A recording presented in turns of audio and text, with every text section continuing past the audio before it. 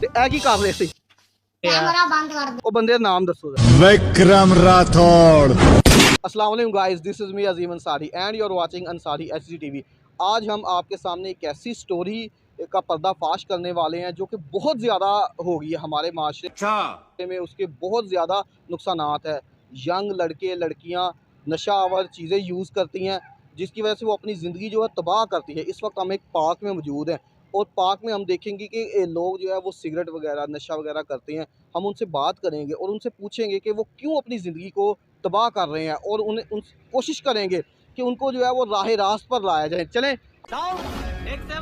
अब कैमरामैन को साथ लेकर चलते हैं। दो नौजवान जो है वो बैठे हुए हैं, सिगरेट पी रहे हैं, तो इनसे बात करते हैं कि वो क्यों अपनी ज़िंदगी को ख़राब कर रहे हैं। तो चलें आए कैमरामैन। अस्सलाम वालेकुम। अस्सलाम वालेकुम। वालेकुम सलाम। क्या नाम है भाई ना आपका? यही क्या नाम है? अली तो क्या कर रहे हैं आप इधर? बैठा हुआ। आप ये नशा कर रहे हैं? वो किधर नशा कर रहे हैं? यार सबसे पहले तो ये मुझे सिगरेट दें। अरे यार की यार अभी मजा आएगा ना भिड़ो यार, क्यों दौड़ता है यार, मेरा सारा नुकसान कर दे मेरा। यार मेरा सिगरेट यार तबाह करता, गली गली महल्ले महल्ले फिर के सिगरेट लेता है, सारा मेरा निजाम रूट खराब करता मेरा। वाह क्या सीन है। ओ भाईजान ये आपकी जिंदगी तबाह हो रही है इससे। यार जिंदगी खराब हो रही है, कितने खराब हो रही है, जिंदगी खराब हो रही है, सारी जिंदगी खराब हो रही है। कौन है ये लोग, कहाँ से आते हैं?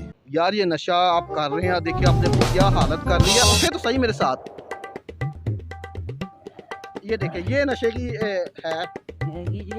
ये देखिए सीधा आपसे खड़ा नहीं होया जा रहा तो आप कह रहे हैं कि क्या किया नशे ने आप पे। नशा नहीं करता भाई, कितने नशा नशा नशा नहीं कर रहा। ते ए की कर रहे सी? कैमरा बंद कर दे। हाँ जी ए की कर रहे सी? अरे बैठा वैसे ही मेरा ते सिगरेट केड़ा पी रहे सी? सिगरेट पी रहा है। क्यों ऐसे काम कर रहे जी?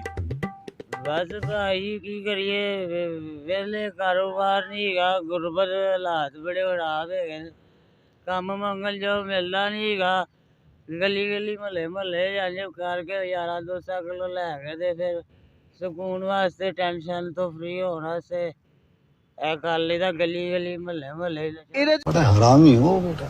ਇਹਦੇ ਚ ਕਿਹੜੀ ਐਸੀ ਮੈਡੀਸਨ ਹੈ ਜਿਹੜਾ ਤੁਹਾਨੂੰ ਸਕੂਨ ਮਿਲਦਾ, ਤੁਸੀਂ ਆਪਣੀ ਜ਼ਿੰਦਗੀ ਖਰਾਬ ਕਰ ਰਹੇ ਜੇ? जिंदगी भाई सुकून नींदर आ जाती है, कोई डिस्टर्ब नहीं करता, सो यही था। हमको मारो, हमको जिंदा मत छोड़ो साला। ਤੇ ਕੰਮ ਕੀ ਕਰਦੇ ਜੀ?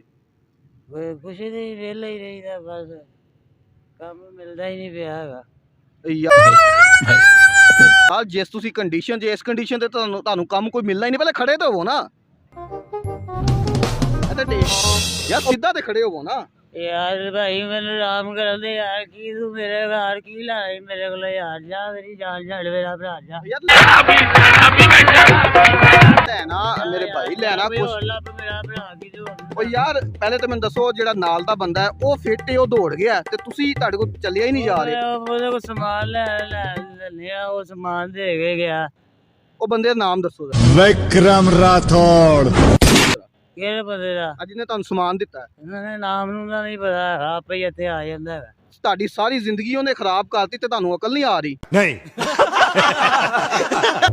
ਕੀ ਭਾਈ ਅਕਲ ਆ ਰਹੀ, ਜ਼ਿੰਦਗੀ ਖਰਾਬ ਹੋ ਗਈ। ਸਿੱਧਾ ਤੁਹਾਡੇ ਕੋਲ ਖੜਾ ਨਹੀਂ ਹੋਇਆ ਜਾ ਰਿਹਾ। ਆਪਣੇ ਬੱਚਿਆਂ ਦਾ ਤੁਸੀਂ ਮੁਸਤਕਬਲ ਤਬਾਹ ਕਰ ਰਹੇ ਜੀ, ਆਪਣਾ ਮੁਸਤਕਬਲ ਤੁਸੀਂ ਤਬਾਹ ਕਰ ਰਹੇ। ਸਾਰੀਆਂ ਟੈਨਸ਼ਨ ਆਈਆਂ, ਬੇਰੁਜ਼ਗਾਰੀ, ਕਿਸੇ ਕੀ ਨਸ਼ੇ ਹੀ ਕਰਨੇ, ਹੋਰ ਕੀ ਕਰੀਏ। तू मेरा पुत्र मस्ती कर रहे हैं। ਚੋਰੀਆਂ ਕਰੀਏ, ਟਿਕਟੀਆਂ ਕਰੀਏ, ਗੋਲੀਆਂ ਖਾ ਲਈਏ ਪੁਲਿਸ ਵਾਲਿਆਂ ਕੋਲ। ਤੇ ਇਸ ਤਰ੍ਹਾਂ ਤੁਸੀਂ ਕੀ ਕਰ ਰਹੇ? ਜੋ ਤੁਸੀਂ ਕਰ ਰਹੇ ਆ ਸਹੀ ਕਰ ਰਹੇ ਜੇ? ਨਹੀਂ ਭਾਈ ਕਿਤੇ ਸਹੀ ਕਰ ਰਹੇ ਆ, ਜੋ ਵੀ ਕਰ ਰਹੇ ਆਪਣੇ ਜ਼ਿੰਦਗੀ ਨਾਲ ਕਰ ਰਹੇ ਆ, ਜਦੋਂ ਸਾਡੀ ਕਿਸੇ ਨੂੰ ਪਰਵਾਹ ਹੀ ਨਹੀਂ, ਕੋਈ ਪੁੱਛਦਾ ਹੀ ਨਹੀਂ ਗਾ। ਨੌਕਰੀਆਂ ਨਹੀਂ ਮਿਲਦੀਆਂ ਪੜ੍ਹੇ ਲਿਖਿਆਂ ਨੂੰ ਵੀ, ਅਤੇ ਚੌਧਰੀ ਬਾਤ ਵੀ ਅਤੇ ਨਸ਼ੇ ਹੀ ਕਰਦੇ ਫਿਰਦੇ ਨੇ। ਯਾਰ ਤੁਸੀਂ ਦੇਖੋ, ਤੁਸੀਂ ਇਹ ਸਮਝੋ ਕਿ ਜੋ ਤੁਸੀਂ ਨਸ਼ਾ ਕਰ ਰਹੇ ਜੇ, ਪਿੱਛੇ ਤੁਹਾਡਾ ਮਾਂ-ਬਾਪ ਹੈ, ਬੱਚੇ, ਤੇ ਉਹਨਾਂ ਦਾ ਕੀ ਬਣੇਗਾ ਜੋ ਤੁਸੀਂ ਇੱਥੋਂ ਖਤਮ ਹੋ ਜਾਓਗੇ? ਉਹ ਵੀ ਨਸ਼ਾ ਹੀ ਕਰਨਗੇ, ਹੋਰ ਕੀ ਕਰਨਗੇ ਭਾਈ, ਜੋ ਹਾਲਾਤ ਜਾ ਰਹੇ ਨੇ ਇੱਥੇ ਪਾਕਿਸਤਾਨ ਦੇ ਵਿੱਚ ਚੋਰਾ ਅੱਛਾ ਚਕਾਰੀ ਸਿੱਧਾ ਤੇ ਖੜਾ ਹੋ ਨਾ। ਚੋਰਾ ਚਕਾਰੀ ਚ ਬੇਈਮਾਨੀ ਝੂਠ ਫਰਾਡ ਹੀ ਹੈ। ਗੌਰਮੈਂਟ ਕੀ ਕਰਦੀ ਵੀ ਪੁੱਛੇ ਮੁਜ਼ਾਫਰ ਖਾਨੇ ਖੋਲ ਕੇ ਲੰਗਰ ਖਵਾ ਕੇ ਸੌਣ ਵਾਸਤੇ ਜਗ੍ਹਾ ਦੇ ਕੇ ਤੇ ਕੰਮ ਕਰਦੇ ਲੋਕਾਂ ਦੇ ਘਰਾਂ 'ਚ ਕਿੰਨੀ ਗੁਰਬਤ ਹੈਗੀ ਹੈ। ਕੋਈ ਭੁੱਖਾ ਮਰ ਜਾਂਦਾ, ਕਫਨ ਦੇਣ ਵਾਸਤੇ ਪੈਸੇ ਨਹੀਂ ਹੁੰਦੇ ਤੇ ਕੀ ਕਰੀਏ ਫਿਰ ਬੰਦਾ ਪਰੇਸ਼ਾਨੀਆਂ ਨਾਲ ਅਸੀਂ ਜ਼ਿੰਦਗੀ ਨਾਲ ਫਿਰ ਮੌਤ ਚੰਗੀ ਹੈ।